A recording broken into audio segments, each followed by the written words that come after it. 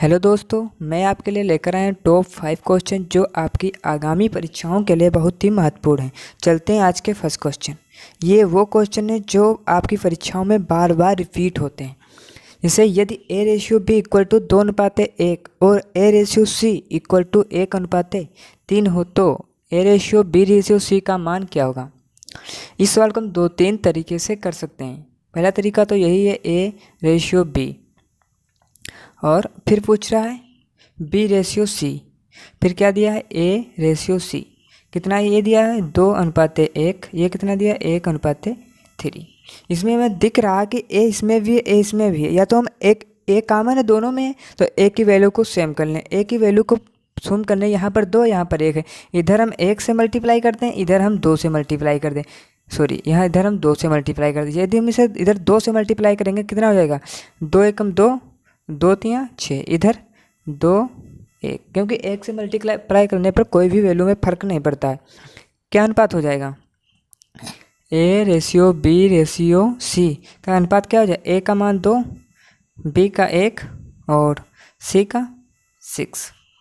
क्या दिख रहा है कहीं ratio 2:1:6। B is the correct answer. B is the correct answer.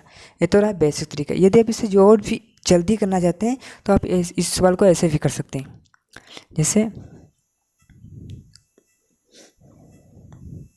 A/B=2:A और दिया है A/C=1:3। इस सवाल को करने के लिए यदि यहाँ पर B से अंत हो रहा है तो यहाँ पर B से स्टार्ट होना चाहिए। ठीक है, यही कंडीशन है। तो इसमें क्या हमें इस वाली क्वेश्चन को ऐसे लिख भी सकते हैं B/A। तो B का मान कितना है 1/2। फिर A/C, A का मान कितना दिया 1/C। ठीक है, क्योंकि यहाँ A से अंत हो रहा है तो A से स्टार्ट होना चाहिए, बस इतना इनमें ध्यान रखो।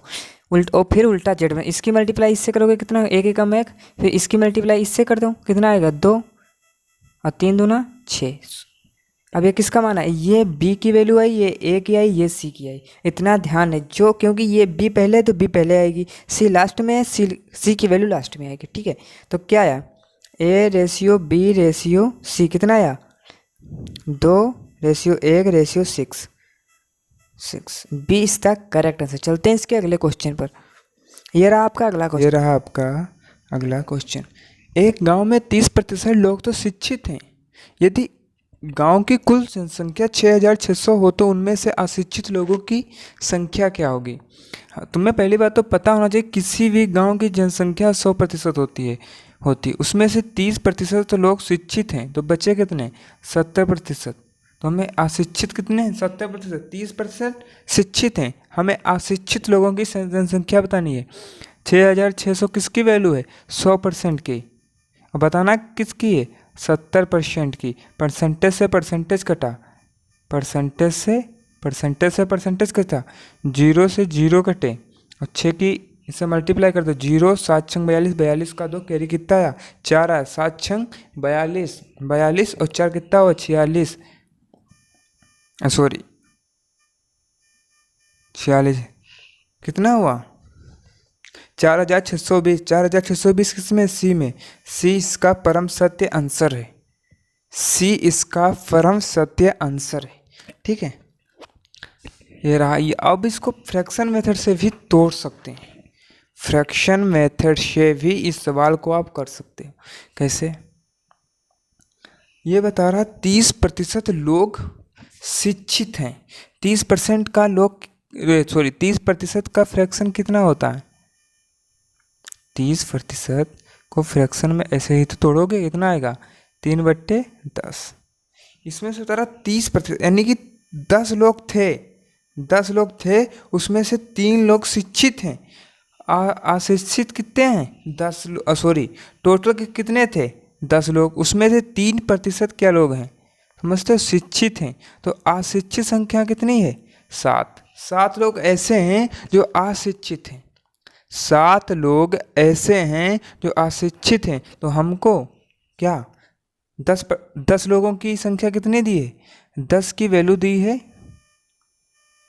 टोटल है तो ये दिए 10 की वैल्यू, हमें 7 की वैल्यू बतानी, 0 से 0 कर 7 से मल्टीप्लाई कर दो, सी इसका क्रम सत्य करके देख लो। ठीक है, ये रहा आपका अगला क्वेश्चन, ये रहा आपका अगला क्वेश्चन, ये रहा आपका अगला क्वेश्चन। एक वस्तु का क्रय मूल्य 5,800 रुपये है, यदि हानि प्रतिशत 33% हो तो विक्रय मूल्य क्या होगा? क्या बताना है? सेलिंग प्राइस इसका बताना है। और क्रय मूल्य कितना दिया हुआ है? कितना दिया है? 5,800। 5,000। लॉस कितना हुआ है? लॉस हुआ है 33%। कितना हुआ है? 33% लॉस हुआ है। कोई भी नंबर अपने आप का कितना प्रतिशत होता है? 100% होता है। ठीक है, उसमें 33% का तो लॉस हो गया, बचा कितना? 10 में से 3 जाएगा, कितना बचेगा? 7। 9 में से 3 गया, 6 बचा। 67% पर उसे हमने बेचा है। हमें 67% की रकम कस्टमर से मिली है, इतना ध्यान से। मान लीजिए आपके पास कोई दुकान है, आपने 5,800 रुपये में कोई वस्तु खरीदा है, सॉरी बेचा है, तो आपको 33% का उस पर लॉस हो गया, तो आपको कितना मिलेगा? 67% आपको रिसीव होंगे। तो हमें 67% की वैल्यू बताना है। तो 5,800 किसके बराबर है? 100% के बराबर है।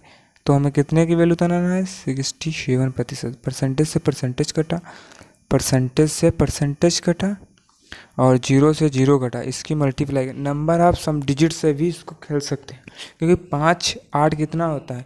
5 8 13, 13 का आप लिख सकते हैं 4। ठीक है, नंबर आप सम डिजिट 4 हुआ। 6 और 7 कितना हुआ? 13। 1 13, 13 को लिख सकते हैं कितना? 4। 4 और 4 की मल्टीप्लाई 4 से करो, कितना होगा? 4 चक्कू 16। 16 का नंबर ऑफ सम डिजिट कितना होगा? 7। अब इसमें हम ऑप्शन में चेक करते हैं नंबर ऑफ सम डिजिट 7 किसका है? 8 8 16, 16 8 8 16 का हुआ 7। 8 8 8 8 16, 16 का हुआ 7। 7 3 10 हुआ 1 1, और 6 1 7, इसका नंबर ऑफ सम डिजिट 7 है। और देखते हैं 7 किसका है? 4 3 7, 7 8 9 9 हुआ 0 4, इसका नंबर ऑफ सम डिजिट 4 है। 4 4 4 12, 12 और 5 कितना हुआ? 12 और 5 17, 17 का नंबर ऑफ सम डिजिट 8 है। नीचे वाले का 5 3 8, 8 2 10 2 12, इसका नंबर ऑफ सम डिजिट 3 है। तो इसका A is the correct answer, A is the correct answer. आप इस सवाल को नंबर ऑफ सम डिजिट से नहीं करना चाहते हैं तो इससे भी मल्टीप्लाई करने, देख लो यहाँ कितना लिखा, चेक करो। वहाँ पर लिखा था मल्टीप्लाई इस कितनी इतने की मल्टीप्लाई 67 की मल्टीप्लाई करता। आप इस सवाल को मल्टीप्लाई करके भी चेक कर सकते हैं। ठीक है, चलते हैं इसके अगले क्वेश्चन पर। यह रहा आपका अगला क्वेश्चन। यदि 800 रुपये की राशि को 3 वर्षों के साधारण ब्याज पर 920 रुपये हो जाती है, तो यदि 3% दर प्रतिवर्ष बढ़ा दी जाए तो समान अवधि के लिए राशि कितनी हो जाएगी? तुम्हें बताना है 3% दर बढ़ा दी जाए, 3% दर बढ़ा दी जाए तो समान अवधि के लिए कितनी हो जाएगी? हमें रेट नहीं पता किस रेट पर है, पर हमें 3% बढ़ाना है। तुम इस सवाल को कर, पहली बात तो इसमें पता होना चाहिए क्या है इसमें प्रिंसिपल, क्या है अमाउंट, किसे कहते हैं अमाउंट, किसे कहते हैं रेट, इसको आपको बेसिक के बारे में पता होना चाहिए। ठीक है, इसमें प्रिंसिपल क्या है? 800 रुपये इसका प्रिंसिपल दिया हुआ है। ठीक है, 800 रुपये प्रिंसिपल दिया हुआ है। 900 दिया है मिश्र धन, अमाउंट कितना है? 920। ठीक है, इसमें कितना सूद जुड़ा हुआ है? इसमें सूद जुड़ा हुआ है 120 रुपये। कितने वर्षों के लिए? 3 वर्षों के। 1 वर्ष का ब्याज कितना है? 3 चक्कू 12, 40 रुपये। अब हमें 1 वर्ष का जब ब्याज पता चल गया तो हम ये निकाल सकते हैं कितने प्रतिशत का हमें ब्याज देना पड़ रहा था। 1 वर्ष का ब्याज कितना है? 40 रुपया। तो 40 रुपया एक वर्ष का कितने पर है? 800 पर। इसको परसेंटेज में निकालो कितना? 8 पंचे 40, यानी कि 5% का ब्याज हमें पड़ रहा था। ठीक है, अब हमें क्या करना है? 3% बढ़ाना है। 3 वर्षों के लिए 800 रुपयों पर 3 वर्षों के लिए अब 8% का ब्याज देना है। कितने समय के लिए? 3 वर्ष के लिए। 0 से 0 कटा, 8 टाइम 64, 64 की मल्टीप्लाई 3 से करेंगे, 4 तियाँ 12, 12 का 2, कैरी कितना आया?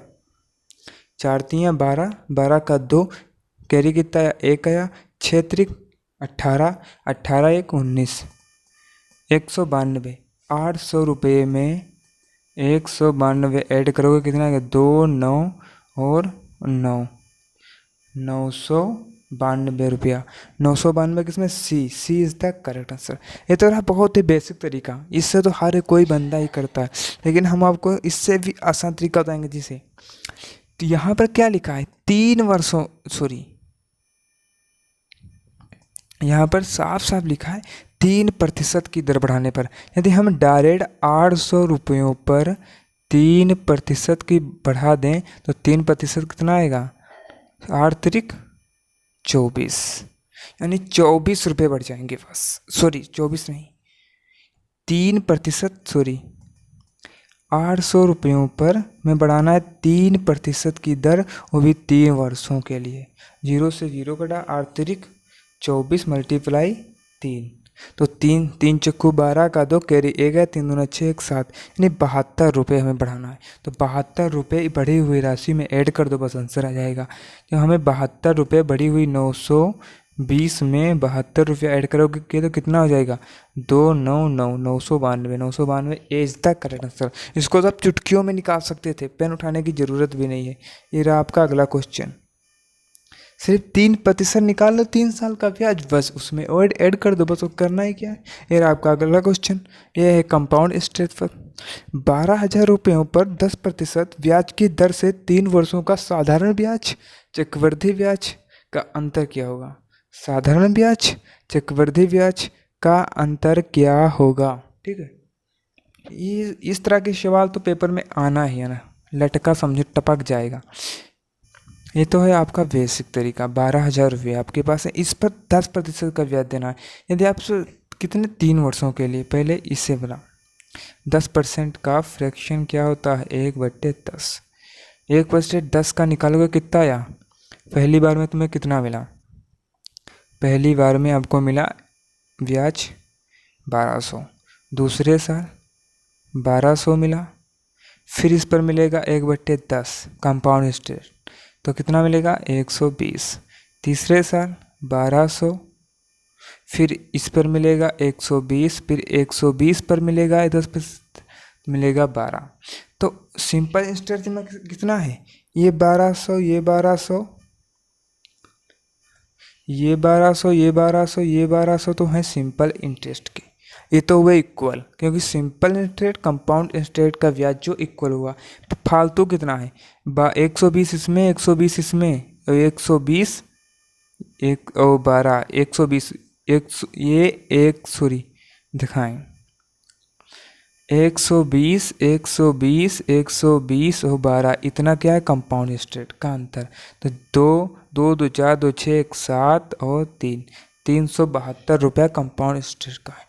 20 तक करेक्ट आंसर, इसका 20 तक करेक्ट आंसर।